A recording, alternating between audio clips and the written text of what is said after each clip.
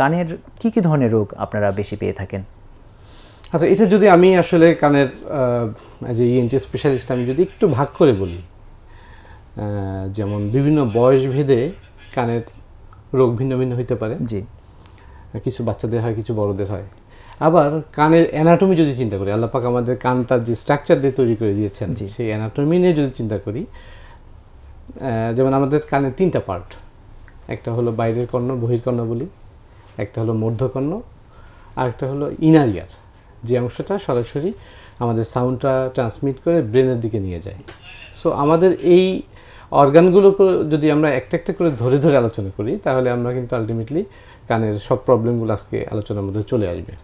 তো মোটামুটি খুব কমন যদি বলি বহির্কর্ণের প্রবলেম, তার মধ্যে খুব কমনলি আমরা আসি যেমন কানে ব্যথা নিয়ে আসি পেশেন্টরা। জি, তো কানে ব্যথার কজের মধ্যে একটা কজ থাকে যেমন অটাইটিস এক্সটার্না বলি, অর্থাৎ কান খুঁচিয়েছে, খোঁচায় ওখানে ইনফেকশন হয়েছে, ব্যথা হচ্ছে।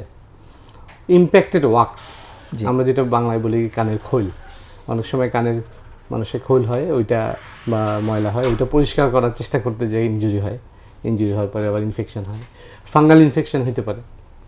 এটা নর্মালি বাইরের কানের সমস্যা। জি, আর মধ্যকর্ণের প্রবলেম তো খুবই কমন, বিশেষ করে বাচ্চাদের আমরা প্রচুর পাই, যেমন আমরা বলি অ্যাকুট অটাইটিস মিডিয়া, অর্থাৎ কানের মধ্যকর্ণে ইনফেকশন হয়।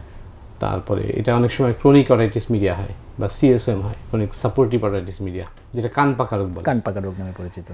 এবং এই রোগগুলোর কমপ্লিকেশন হিসেবে অনেক রোগ হয়, সেগুলো নিয়ে আমাদের কাছে আসে। এই যে আমি প্রথমেই বলেছি যে ব্যালেন্সের প্রবলেম, রোগী ব্যালেন্সের সমস্যা, মুখ বাঁকা হয়ে গেছে, ইভেন ব্রেন অ্যাবসেস, ব্রেনে ফোড়া, মানে কান থেকে সমস্যাটা ব্রেন পর্যন্ত যেতে পারে, এবং সেটা তার লাইফ থ্রেটনিং কন্ডিশন, অনেক পেশেন্ট মারাও যেতে পারে, এইরকম একটা অবস্থা হতে পারে।